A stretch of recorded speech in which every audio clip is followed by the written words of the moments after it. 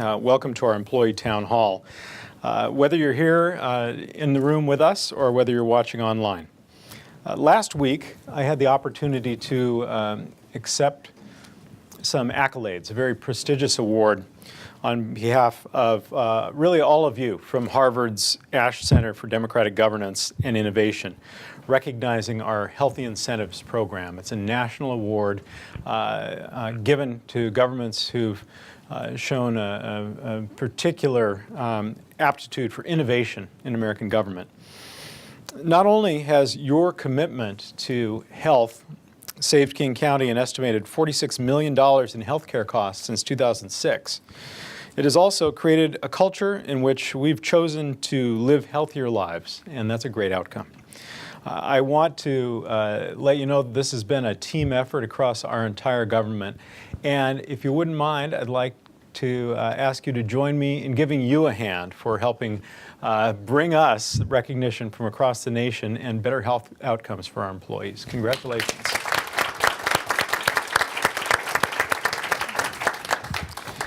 Now, today's Employee Town Hall is centered around one of my top 3 priorities, and that is becoming the best-run government in the United States. I know it sounds like a lofty goal, but I think it's good to aim high. The Healthy Incentives Award is an example of an innovative solution to a major challenge. Healthy incentives is one way that we've been able to drive down costs.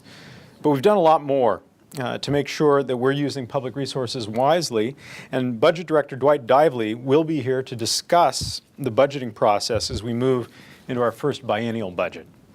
We also have 3 panelists who will talk about their jobs and the unique services they provide to the people of King County, because it is our employees and the services they deliver that are helping us to become the best-run government. So as you listen, if you have a question for one of our panelists, you can send it via link or email or Twitter. The email is employeetownhall@kingcounty.gov. Tweet your question with the hashtag KCTH, that's hashtag KCTH, or use link to send an instant message to Employee Town Hall. We'll get to questions in the last 20 minutes, but let's start with our first panel. This is a part where I tell you to keep your cell phones on during the presentation. And if you have your web browser at the ready, if you're at a desktop computer or a laptop, we're going to have a couple poll questions, and you'll need your electronic devices to be able to participate in those polls, and you're going to get a chance right now. Our first topic today is how the work of our employees is driving us to become the best-run government in the country. And let me see, our first poll question is going to be coming up in a couple minutes. In the State of the County address in February, and some of you had a chance to attend that, I outlined top 3 priorities for the next 4 years. I talked about the importance of confronting climate change and the need for us to tackle the inequities in our society and the lack of opportunity. And I talked about us becoming the best-run government. Now, best-run government's usually mentioned last in those 3, but it really is the first, a necessary element of being able to deliver on the other 2 and on many other priorities. Our ability to deliver services in the most effective and efficient way is what builds the public trust that we need in order to be able to confront climate change and confront inequities in our society, to take on the other challenges with which you're charged as a government. The valuable work you do each day and your willingness to continually improve is what sets us apart from our peers. So today we're going to hear from 3 employees whose jobs impact the people of King County in very real and very different ways. Their work is bringing us closer to the goal of being that best-run government in the United States.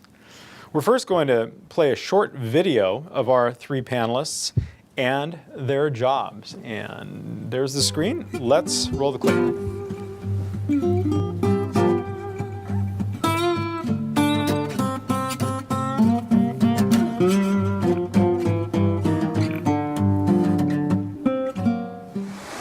I'm Raye Fujihara. I'm a senior operator here at the South Treatment Plant. I'm the public health nurse on the South King County Mobile Medical Van, and we provide medical care, social services, resources referrals, insurance sign-up to folks that are living homeless in South King County. The main mission is to make sure the boaters have a good time, but they do it safely. We're located here at the South Treatment Plant primary effluent. So at this point what we do is we bring the flow in, it has time to start slowing down, and as it slows down the heavy stuff will drop to the bottom and be collected by a collector that's on the bottom. And the light stuff on the top, the organics, will float to the top and be taken out by the skimmers. Well, our clients are all homeless, and many have untreated mental health issues. And so for many, they actually wouldn't be getting care. We are diagnosing diabetes, hypertension, mental health issues every day that we're out in the field. We are out here every day. We're out patrolling. We have at least 2 boats out, and we're looking for things that aren't safe. And when we see them, we address them. This stage is our secondary process. It's our first stage. What happens is the bugs come in here, they get air added to them. We add air, keep them at a good temperature, and return food into them. So we return activated sludge into them so they can continue to feed and get happy. I think what's different about our approach is that we bring the care to where people are at. So, for example, here today, people are here eating their lunch, and we just walk in, hang out, do some outreach, and invite them really welcomingly to come on into the van. And then they can access health care, social services, we can talk about housing, we're signing people up for benefits. So it's really different. People don't have to get to a clinic or figure out the barriers of transportation. We're here where people are eating. And I think that's a real big difference and what I really love about it. We're all trained divers. We're all dive masters, and we go through the NOAA working diver class. We've worked very hard over the last 9 years to reduce the number of fatalities caused by drowning. When I first came in this unit, we had a high number of fatalities up in the 20s, and with education and everything the state has done for the boater education card, we've brought the average number of fatalities down to around 7. I think the thing I find most satisfying is coming in and seeing what's coming into the treatment plant, how we treat it, and how it goes out to the sound, clean, and safe.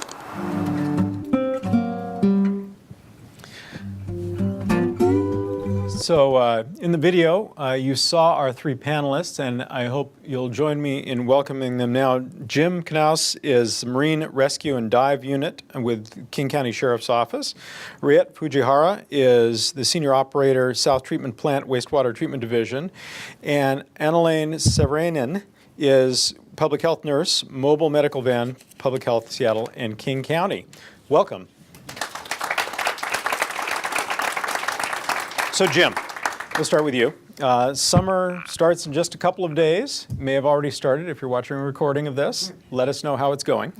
And, understandably, folks want to get out and swim or boat on our rivers and lakes. What do you do to help keep people safe both in and on the water? Well, my unit, what we like to do is we like to focus on education. Education, we feel, is our best asset to help people being safe out on the water. Here in King County, we have salt water. We have beautiful overnight moorage facilities at Vashon where boaters can spend the night at the docks. We got the lakes, Lake Washington, Lake Sammamish, and both those lakes you can rent stand-up paddleboards and kayaks and all kinds of jetpacks if you wanted to. And these are all fun activities. And then you move further east, you get the rivers. We have 5 major rivers in King County. And the rivers are extremely fun to be out on and float on, raft on, kayak on. And we believe that educating people as to how to do these different sports is important. And to bring some awareness to the risks that are involved with rivers, for instance. We have 5 major rivers, and 3 of them are very popular for floaters, and 3 of those rivers have hazards in them. And so we've partnered with King County Department of Natural Resources and Parks and the river and floodplain managers, and we've developed a website where people can Google King County river hazards, and the first thing that pops up is a website where they can learn about all the safety issues in the river they're going to float, so they know the water they're going to be in. We train out there. We work with Children's Hospital and the Drowning Coalition, and we bring a lot of education through that group to our local King County pools. So there's swimming programs, and there's sponsorships with local paddle clubs and different private businesses that can help teach people how to be safe. And, you know, inner tubes and pool toys really don't do well in our rivers, because our rivers are natural rivers. They're wild rivers. They're not the slow rivers that you see in other parts of the country. And that's what makes our rivers so fun, is that they're faster than most rivers. And our rivers are cold this time of year. And you know, we've developed the phrase cold water immersion or cold water shock. And that's where your body doesn't respond the way it's supposed to respond when you fall in unexpectedly in cold water. So we've brought all this knowledge and education. And we also have a group with King County Parks and Natural Resources, the River Floodplain Managers, where we came up with some ad campaigns, and we were able to get some funding so we could put out some flyers we mailed to residents. And we even, just this week, learned we won first in the national award for government communications for our audio radio program we put out last year. And we've got statewide, when it comes to boating and paddling, we have the boater education card. We teach the boater education card. The Coast Guard Auxiliary teaches the Coast Guard teaches the boating education. And we partner with all these different agencies, and we try to bring that education forward so everyone has a good time. And it's important to remember that you haven't been out on the water for a while, and what you could swim last year at the end of summer isn't what you can swim today in the cold water. And real quickly, back on our 3 rivers, we have hazards in 3 of those rivers. We got the hazard just down from Flaming Geyser State Park. We've got a hazard up on the Cedar River where the landslide was, just downstream from where 18 and Maple Valley Highway cross. And we also have a major work project going on the Snoqualmie River, downriver from Falls City. And so all those areas for our floaters, they have to be aware. And again, going to our website and looking at that is really important. And we this weekend, or not this weekend, but we're going to, the last weekend in the month, 27, 28, and 29, we're doing a national campaign with the rest of the law enforcement agencies throughout the country to bring awareness to boating and drinking. And it's called Operation Dry Water. And we're going to educate people and let them know that still the #1 cause for boating fatalities is drinking and boating. And just last year in 2013, the legislator boosted our BUI laws to make them more severe and more enforceable. So we're going to bring that awareness up and make it a better place. And we're just doing all kinds of outreach, community fairs, and everything like that. To just anywhere we can talk education, we're talking education. Of course, you know, the other side of the coin is we do enforce, and we want everyone to remember to put their life jackets in their boats. And we found some people already this year without their life jackets, and it's a basic thing, but we have to remember. So that's what we're doing. Great. Speaking of outreach, I do this walk in the shoes of a county employee program, and one of the county employees invited me to come see the work that Natural Resources was doing on the river in conjunction with the Marine Rescue and Dive Unit. And so I got to float down, I think we were on the Cedar that day, float down the Cedar and see some of the hazards as well as some of the restoration work that our county employees are doing. It wasn't really tough duty floating down the river. But it was very, very educational, and it is great to see the level of professionalism represented by our King County employees. Thank you. Quick follow-up. So our employees are among those who will be interested in getting out on the water on these upcoming warm weekends. What advice do you have for them, our employees, when they're going out boating or swimming this summer? Well, I think, again, just remember that the waters are still cold, the rivers are still flowing fast, and you aren't as familiar with your swimming skills as you were at the end of summer last year.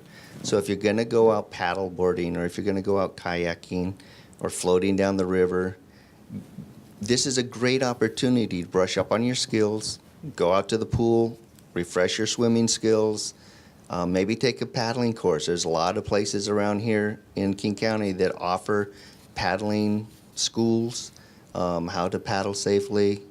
Come to one of our boating education classes and learn about the safety issues for boating so that everyone can boat safe, and we end up having a safe summer. We want everyone to come out to the water. The water in King County is fantastic. You got so many different opportunities to do everything, saltwater to rivers, and we're excited to have you out there, and we want you to come out educated and ready. Call us. Great. Thank you, Jim. Raye, our wastewater treatment plants perform an essential function for all of us, and yet most folks never get to see what happens there. And because you do such a good job, they don't get to smell it either. But yeah, tell us, what we do as a government and what you do to make sure we're safely treating our region's wastewater. Well, first I want to thank you for inviting me to talk about wastewater. Usually have a hard hat and steel-toed boots on, so it's a little bit different of an atmosphere for me. I think most people, when you talk about wastewater, they automatically think what goes down my toilet or what goes down my showers. But what they don't really realize is that on average, between the three main plants, we treat over 200 million gallons of wastewater a day. As a senior operator at the treatment plant, we're constantly monitoring not only all the equipment within the plant, but all off-site facilities included. So we need to make sure that the treatment or the wastewater comes in and goes through all proper steps of treatment. The operators there work 24/7, 365 days a year. So we're constantly working, monitoring, making sure that all equipment is running. Sometimes that includes pulling bed sheets out of screening pumps or pulling mop heads out, starting equipment, stopping equipment. There's no days off for wastewater, so we're constantly monitoring and making sure that the equipment is running. Fascinating. I've had the opportunity over the course of time as executive to visit all of our wastewater plants, sometimes for happy circumstances like the opening of Brightwater, sometimes because maybe something went wrong and we're finding ways to correct it. We have a very high level of treatment and professionalism, and I think that folks have been around here long enough to think back to during my lifetime, we were dumping untreated sewage into our waterways, and many of the places that you patrol to keep people safe were places you couldn't even put your toes in the water. They were so contaminated. Wastewater Treatment Division has done a remarkable job of not just reducing the impacts of an increasing population, but actually reversing environmental degradation and making our environment cleaner. And with the innovations that you're creating, we're not only making our waters cleaner, but we're also reducing our energy consumption pretty dramatically.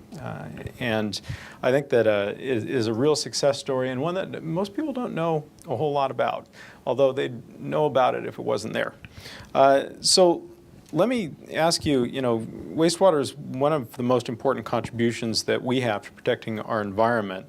But our plants do more than just treat wastewater, right? Yes, I mean, the thing is, it's crazy to think as recent back as the 1950s, they were sending untreated sewage into our sounds and our lakes, polluting our water, killing our aquatic life. And today, since our utility has been formed, we are treating the water, not only treating the water, but the steps that we go through to reuse the materials. Mm-hmm. So, for example, at South Plant, all of our water used throughout the plant is our own treated water. Our clean water is used throughout our plant. We pull the solids out of the system and we form it into biosolids known as loop. That stuff is then sent out into land application in forest to help save fertilizer from being used. We pull the methane off of our digesters and reuse it for heating our buildings, our digesters. We scrub our gas, sell it back to PSE. We have a reuse system that we go through and go through an ultimate step of clean water through a sand filter. And now the golf courses and the golf courses and the soccer fields are using it for water. So we do more than just produce clean water. We're constantly looking at new ways to improve efficiency or use the materials that we have. Our main goal is to protect the public health and the environment, but also reduce waste. So we're constantly trying to improve on that. Great, wonderful. Thank you so much for your service and that of your fellow wastewater division workers. We are, I think, in many ways a model for others around the region and around the country, and hopefully even north of the U.S.-Canadian border. Thank you. And I do want to say that the people within wastewater, they take pride in it. I mean, it's like you think of it as being wastewater, but reality to us is we see what comes in and what goes out and how we're protecting everybody. So it's a great field to be in. Great, wonderful. Thank you. Thank you so much. Anna-Lane, the work you do impacts some of our most vulnerable residents. What is the mobile medical van, and how is it helping the people of South King County? We definitely are helping some of the most vulnerable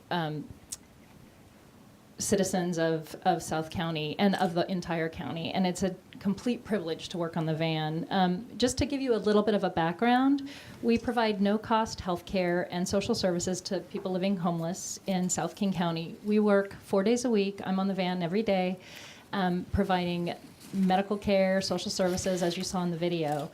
We actually, what I think is unique about our program is we go to community meal programs. So a meal is actually being served at 8 different sites that we repeat and in 7 cities in South King County.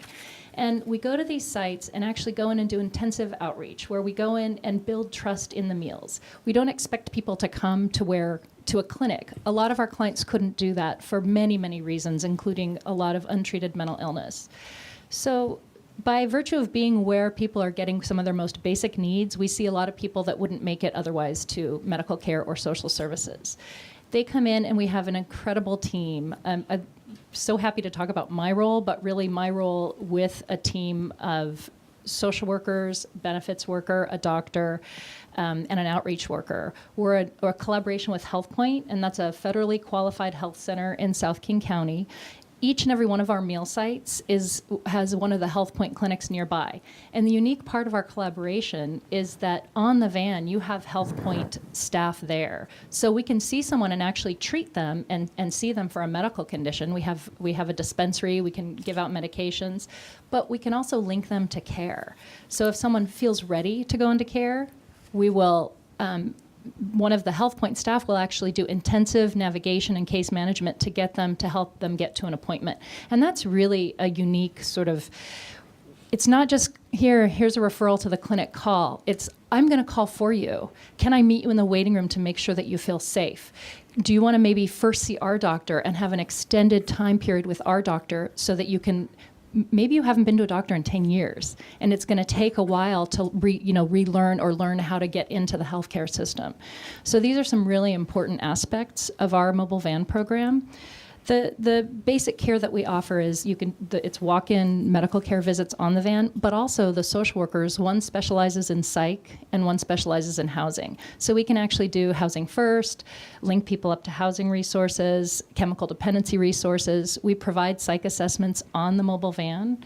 And when we link people to HealthPoint, they can get not only health care appointments, but behavioral health as well. And I think one really great outcome of our program is in the 850 clients, unduplicated clients we saw last year. And many of these come back again and again and again, so we're seeing more than that. But 60% identified a mental health need when they came in, and I'm forgetting that number, but 50%, the 60% who identified that need actually completed a psych assessment with our clinical social worker. And 50% of those actually went for a mental health appointment. So that's a huge, compared to other programs throughout the country, that's a really high number. And I think that's because of our trust building. Interesting. You know, there's this movement, and something we've adopted, and it's part of our Health and Human Services transformation, where we're really paying attention to focusing on the client as opposed to the program. And so when we meet someone, we're able to assess, you know, what is it you need, and who can I connect you to? And it sounds like on your mobile van, it's not just about the service that you directly provide, it's about helping make sure that the person is getting the right kind of help to move along and get back on their own 2 feet. Is that about right? Definitely. And it's about the relationship that we build with the person in order to make that happen. Yeah. Absolutely. So earlier on, I mentioned one of the priorities I articulated for my second term, and it's equity and social justice, making sure everyone has a fair chance at success here in King County. And you know, this seems to go right to the heart of that. Maybe that's not a question, but a statement. But am I right? Absolutely. And I think part of the reason that I love this job so much is we're focusing on one of the areas that we see a lot of the inequities, South King County. I mean, you look at, you know, Auburn, there's some areas of Auburn have a 10-year discrepancy between mortality rates to some areas of Seattle. So the fact that the van goes to all of those sites, we're targeting South King County, and also through us going to community meetings and all of our staff joining different various coalitions in South County, trying to also improve the infrastructure of service delivery. So I think exactly we are, and I think the trauma-informed care approach, where our team really understands the kind of traumas that many homeless people have been through, and by meeting them where they're at and having that approach, I think we're much more effective than if we were not aware of those issues. Well, I think that our three panelists are illustrative of the level of quality and commitment and professionalism represented throughout our King County employee family. And I hope you'll join me in thanking them, and by extension, all the folks they work with, for a job very well done. Thank you very much.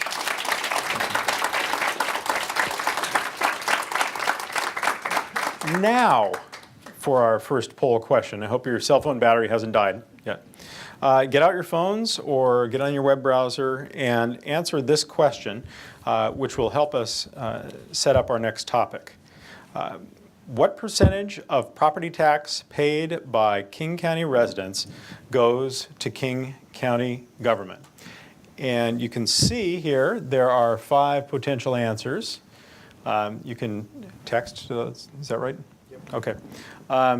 You can go online to pollev.com/KCIT, or you can text a message to 22333, and then you see the keyword responses for the 5 answers. Or you can tweet @poll plus your keyword response, and it's again the same responses. So the question is, what percentage of total property tax paid by King County residents goes to King County government? Not enough is not one of the choices. 1.9% to 12.7%, 17.5%, 27.4%, or 51.4%. Get your votes in now. We'll give you just a few seconds more to vote. Is there any Jeopardy type music we can play during this time? Anyway, you guys can switch around. And how are the results coming along?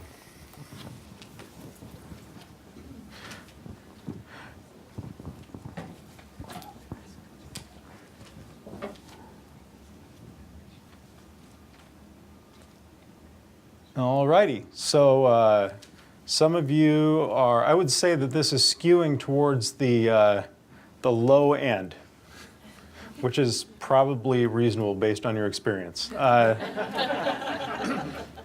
So I'm going to give you the correct answer, and the correct answer is, in fact, 17.5%. It's answer C. Those who are receiving a greater share of the property taxes are, in order, the school districts, which receive 32.6% of total property taxes, followed by the state government for public schools with 21.9%. 6.3%. It's a total of, I think, 54. And then the cities, who, as you might predict, receive slightly more than the county at 17.7%. The correct answer for the county is, you can't cheat now and answer C, is 17.5%. So our next panel, for this next session, we're going to discuss the budget, which we're in the process of developing right now. We've taken many actions over the past 4 years to drive down costs. We have met the goal I set of containing the average annual cost growth for most funds to the rate of inflation plus population growth, which hovers around 3.5%. One example is in public health, where maternity support services increased productivity 3% for the past 3 quarters in 2014. Without efforts like that and many others, the budget gap would be greater. At each department, our employees continue to improve the services we provide while ensuring that we live within our budget.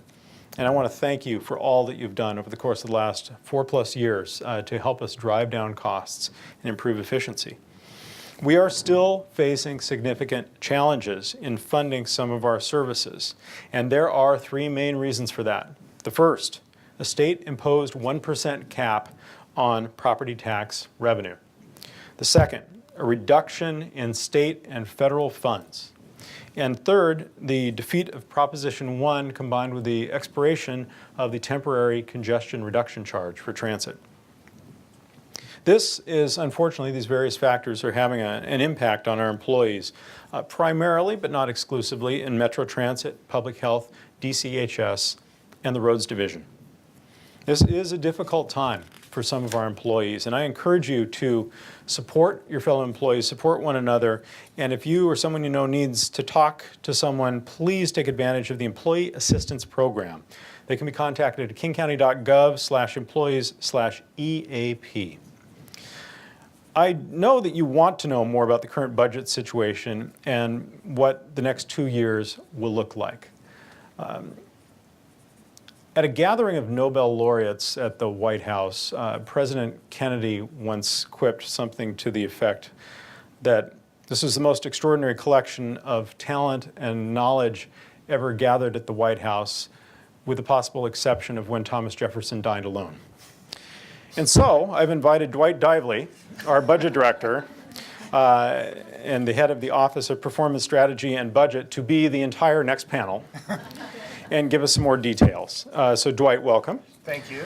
King County will be doing its first biennial 2-year budget for 2015 and 16. Our current projection is that it will total about $8.4 billion. Can you outline the major programs that will be included in our budget? Sure. So there's a chart that's being shown now that gives you a sense of, by program, where we spend our money. And you'll see that the largest single section over on the right-hand side in green is what we label as physical environment. And that includes things like Metro Transit, our Roads Division, and DNRP programs such as wastewater treatment that you heard about earlier, solid waste, and the parks function. The second largest share, shown up at the top of the picture, is in health and human services. And this is public health. This is all the different human services programs that we provide in DCHS. Another large share around to the left in blue is public safety.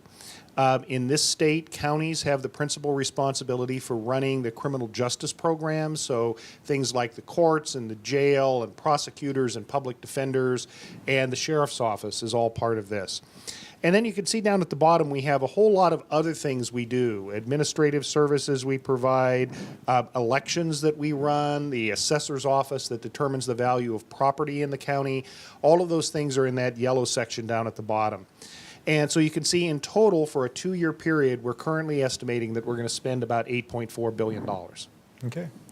And that is the total budget. And then often we hear about the general fund budget, which is a smaller subset. Which is a of all component of that, right. Just to avoid confusing the two.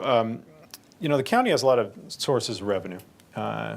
And those sources of revenue are often tied to a specific use or purpose.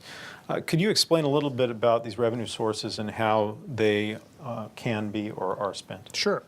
So the county gets literally hundreds of different kinds of revenue. And on this chart, we've kind of divided it up into three broad categories. One is taxes, one is user fees or charges that we make for a service we deliver, and then the third is state and federal funding. And what's on this chart is illustrative only. There are many, many other examples of expenditures and revenues that are not itemized here. And we also have functions and funds that get multiple different sources of revenue. So for example, transit gets sales taxes, it also gets property taxes, but obviously it also collects fares when people ride on the bus.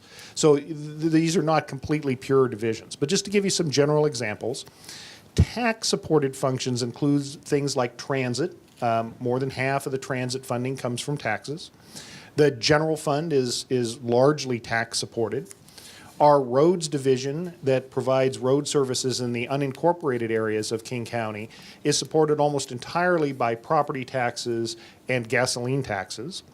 Emergency medical services, the Medic One function that comes when you have a heart attack, that is a function that is supported by a voter-approved property tax levy, just like our Parks Fund is almost entirely supported by a voter-approved property tax levy. In the next category, things that are supported by fees include solid waste, where you pay a fee to dispose of waste in our system. The wastewater treatment division is paid for by fees that are part of people's sewer bills. Public health generates a lot of revenue from patients when they receive services. If they're covered by insurance or Medicaid, they can collect some revenue there. And then, of course, as I mentioned, transit fares. And then finally, some of our programs are largely supported by state and federal funds. So we get a lot of money in our human services to do things like housing and other kinds of human service programs. Public health receives money from the federal government to do research, do prevention programs, and so on. And we also get some grants in both transit and roads from the federal government and the state government to typically build things. So I mentioned the general fund earlier, and sort of the same question about the general fund. It pays for traditional county services, you know, the sheriff and the courts and the prosecutor, and things like elections. What are the revenue sources? What are they spent on? Yeah, okay. So on this chart, we've identified the major categories of revenue for the general fund. And again, just to be clear, these are the traditional functions that county governments have done for, in this state, over 100 years. So it is things like public safety, it's assessments, it's elections, and a few other things. By far the largest source of revenue is the property tax, and as the executive mentioned earlier, one of the challenges we face is that under state law, that revenue can only grow 1% per year plus the value of any new construction, which is typically another 1% or so. So that revenue doesn't grow very fast. Secondly, we get a small portion of the sales tax, and that's about 15% of our budget. One of the things that King County does really well is we contract to deliver services to other governments. And so, for example, both our sheriff's office and the district court have contracts with a lot of cities to either be their police department or their court system, and those are intergovernmental payments. And then you can see there's a few other sources of revenue that add up to relatively small amounts of the total. If we switch now and we go over to the expenditure side of the budget, one way to look at it is to look at it by function, to look at kind of like what programs are funded. And when you look at it that way, about 3/4 of the general fund is spent on criminal justice programs. But this looks at it in a somewhat different way. This is to say, what do we buy with the dollars that we spend in the general fund? And this is organized around the kinds of purchases we make. So if you look at this chart, you'll see that about half of every dollar is wages for our employees. And the general fund is not a lot different from many of our other funds in this regard. You add 10 cents for benefits, you add another about 4 cents for retirement, you add another 5 cents for other kind of labor costs, and you can see that just directly almost 70% of the general fund is spent on general fund employees. There's two other big categories there. Internal services. These are services that the general fund agencies buy from other county agencies. So KCIT or FMD, where they're renting space in county-owned buildings. And then a little further over are contributions to other funds. This is mostly public health, a little bit of DCHS, a little bit of permitting. And those contributions are almost always paying for staff in those agencies. So when you factor all that in, about 80% of the general fund spending is on people, on salaries and benefits for our employees. And very little goes to other things like supplies and services or payment on our debt. So what this chart tells me, it reminds us, is that what government does, what county government does, is hire people to provide services to the public, to other people. You met three of those folks earlier. We don't spend a lot of our budget on materials. We don't spend a lot of our budget on other items. We spend money getting services to the public that they cannot get otherwise, and that's represented in this chart. And one of the commitments I made when I took office is to drive down the cost curve, to reduce the growth in the cost of government so that we could preserve services. And I said I'd drive that down to the background rate of inflation plus population growth, which is logical, I think. And all the work we've been doing, this reform agenda over the last 4.5 years has been directed right at that goal. And I want to ask our budget director how we're doing. We're doing real well. Okay, good. And as you mentioned earlier, this has really been a joint effort of everybody in the government. It's us managing our healthcare costs. It's individuals being creative about ideas about how to be more efficient. It's coming forward with ideas about how we can generate revenue that we are owed. And you could see on this chart that in the last 4 years, we have succeeded in almost all parts of the government in driving down the historic cost growth, which was 5 or 6% per year throughout the decade of the 2000s, down to a rate of about 3.5%, which is almost exactly, on average, the sum of inflation plus population growth. And so in that, we have been very successful. And you could see that just in the general fund alone, and that's all this isn't all the other funds where we've accomplished that, by 2020, the cumulative savings just for that year of all of these efforts is $200 million. And so that's money that we have basically used to preserve services we otherwise would have had to cut, or it's money that we have saved our taxpayers that they otherwise would have had to pay. But the challenge is the green line shows the 3.5% rate that we've achieved. We're doing what we can do, dealing with the things we can control.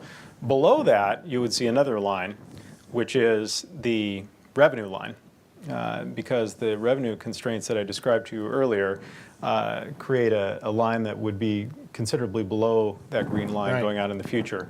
And that is the continuing challenge. We're dealing with the cost side. We need help from our friends in Olympia and Washington, D.C. to create the circumstances for us to deal with the revenue side of the equation. That's an editorial. We are very early in the process for developing the 2015-2016 budget. Can you give us a status report on the current financial outlook? Sure. And one of the things that's important for everyone to understand is that we have many, many different funds around county government. And so each fund has its own unique circumstances. And some are doing well and some are doing not so well. So just very quickly, some of the ones that are doing well, if you look at the Department of Natural Resources and Parks, which is generally supported either by fees or by voter-approved revenues, their finances are in very good shape. So they're going to have, from my perspective, an easy budget. When you look at the county's general fund for the problem that you just identified, that our revenue growth is less than our expenditure growth, even when we've managed that expenditure growth, we are looking at about a $25 million gap in the next biennium out of that $1.4 billion budget, so roughly 2%. You get to another function like transit and roads that you've already talked about a little bit. Because of the failure of Proposition 1 and because of the fundamental imbalance in the structure of the roads fund's budget, both of those agencies are looking at significant reductions in staffing and in services.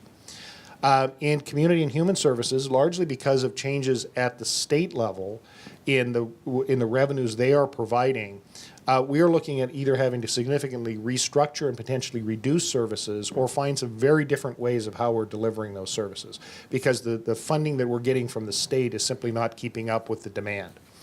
And then finally, probably the fund that is in the worst shape, and again, largely because of significant reductions in federal funding and flat state funding for the last 12 years or longer, is our public health fund, and that's particularly concentrated in the areas where we deliver service directly to the public, as opposed to things like prevention services and that are more generally spread across.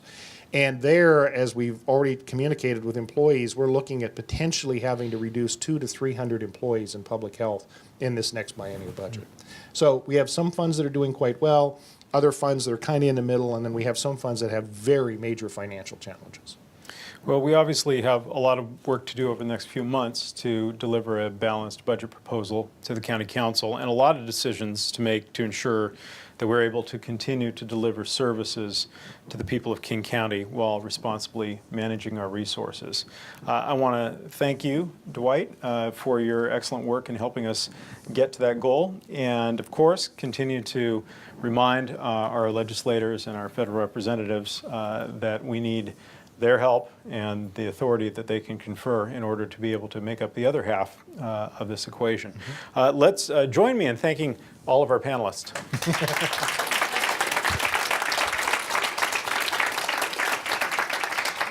Poll question number 2. So we've spoken about healthy incentives a few times today. And there's a very important deadline coming up. June 23rd is the last day to start your individual action plan to earn gold for 2015. So now is the time for this second poll question. As I said, June 23rd, the deadline. Have you already finished your action plan, started but not finished your action plan, or not started your action plan? Now, these are anonymous, by the way, so go ahead. Listen. Ask and ye shall receive. You can text your message to 22333 or go online to pollev.com/KCIT, or you can tweet @poll with the keyword response finished, started, or not started.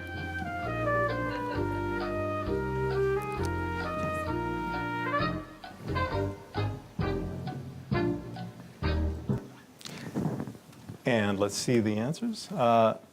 The correct response is, what is finished? Good job, everyone. That's fantastic. That obviously has so many benefits to you because it saves you money in the health care you receive, and finishing your action plan is helping improve your health in the areas that you identified through your survey earlier in the year, and also it helps us continue to provide services to the public by reducing the cost of our overall health plan. So we're now going to move on to the question and answer section, and looking forward to taking your questions, first for the panelists and then general questions. The same contacts apply. Employee Town Hall at kc.gov. Use link to instant message to Employee Town Hall, or tweet #KCTH. We'll answer some here. Any we don't get to, everyone we don't get to will be answered directly to you. There's another aspect of becoming the best run government, and that's ensuring our employees can access training and development opportunities to grow their skills and careers with King County. And we recently hired a new educational consultant in the Human Resources Division, Rowena Jackson, to help us build on the training opportunities we currently offer. Rowena is also going to MC this portion of the program, and I am very pleased to hand it over to her now. Rowena. Thank you very much. Okay, everyone, so what we'd like for you to do, if you have a question here in the audience, please raise your hand. We have microphone runners, and raise your hand and we will get you a microphone. Please make sure you have a microphone first. We want to make sure that not only everyone here in the room hears you, but we also want to make sure that everyone, all the wonderful people watching online, can hear you as well. So raise your hand if you have a question, and we will get a microphone to you. Let's do this first. I do have one quick one, and then we'll go to you. And I promise we won't forget you. We'll be right back. So this is from Lori in Public Health. This is a tough question. This happens to be our first one. I figured we'll just do this one and get it out of the way, right? So how can the best run government get rid of 40 to 60% of the staff that direct services to our most needy populations in King County? And who is working on getting more money and funding so that we can service our people? Right. Well, that is a tough and important question, and of course I think most of the components of it have been presented, the answer have been presented already. it's important to understand that there is a distinction between the sheer dollars going in or the size of the government and the effectiveness of the programs we run. The best run government is about getting the most for each dollar and delivering the most service we can within the resources available, and building the public trust we need to get those additional resources to meet the unmet need with the efficient government that we've built. And that's the hard part. That's the trick, is helping people to really be able to see the good work we're doing here, so they'll have confidence to invest that next dollar, knowing that it's going to be spent well to accomplish the outcomes we seek. We have to recognize that many of the county's funds are restricted to certain programs, and that's very true within public health, of course. Strings tied to every dollar coming from federal and state government or from local sources. And we don't have the flexibility to simply look at the whole $8 billion budget and move money around to where it's most needed. We will continue to work with our legislators and federal representatives to develop long-term revenue sources that really help us get into the situation where we can predictably and sustainably deliver the services that people of this county need. Every bit of authority we have to raise money is authority given to us by another level of government. And so we have to go hat in hand to Olympia, asking not for money, but simply for the authority to raise the money to do what our people need and want us to do. And I would tell you that I think providing high-quality public health services is very near the top of that list.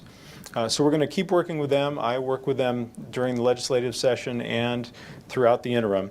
And in the meantime, the work we can do is to stick to that agenda of continuous improvement, to be able to deliver the most service for what we have, and to gain the credibility we need, the trust that we need, in order for people to be willing to provide adequate resources. Wonderful, thank you. Thank you so much. Zlata Kauzlevich, King County Information Technology.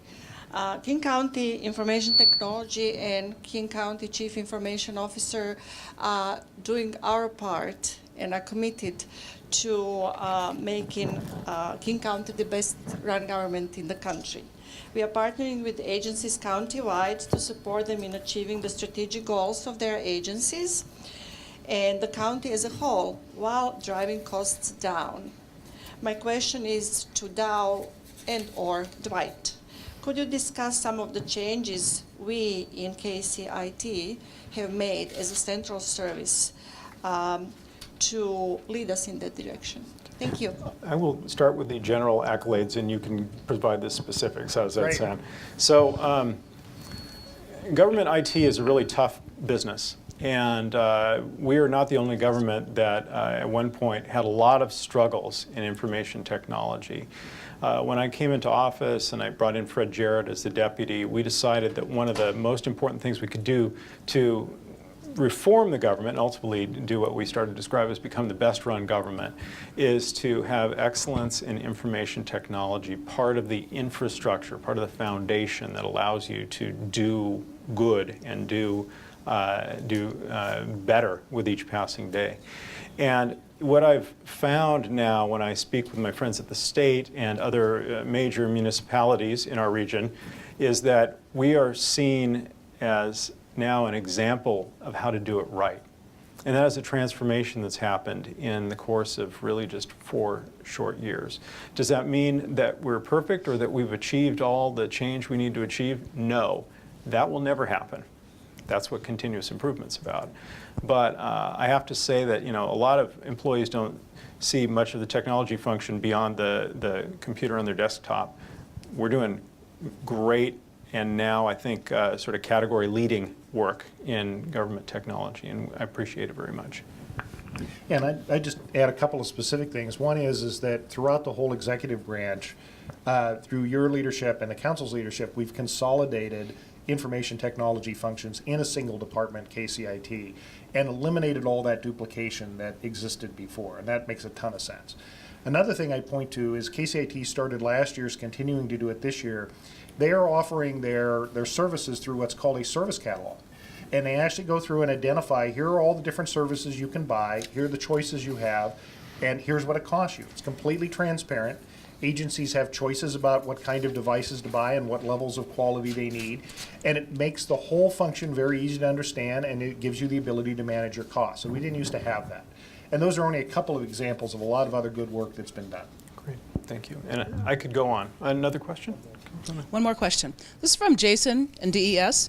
Mr. Executive, last week you and the governor called on the British Columbia government to stop pumping raw sewage into the Strait of Juan de Fuca. We've heard today about how King County treats our wastewater, so how does sewage from Victoria affect us? Well, that's a good and technical question.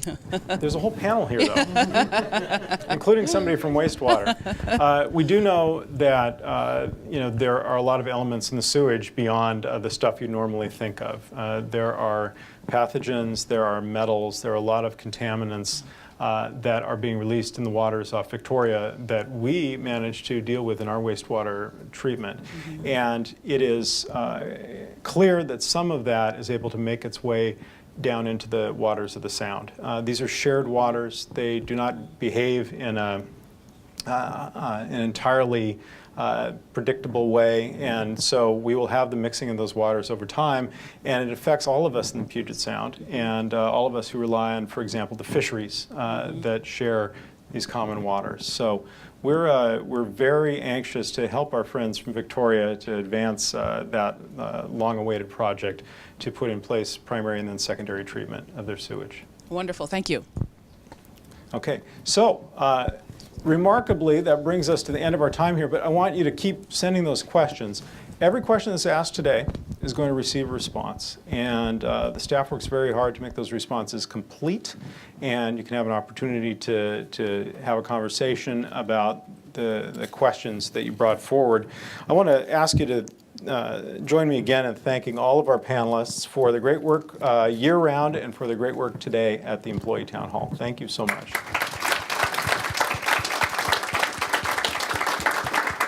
And on a personal note, I am sitting up, but rather sleepy because, as some of you know, I became a new dad just a little over a month ago. Thank you.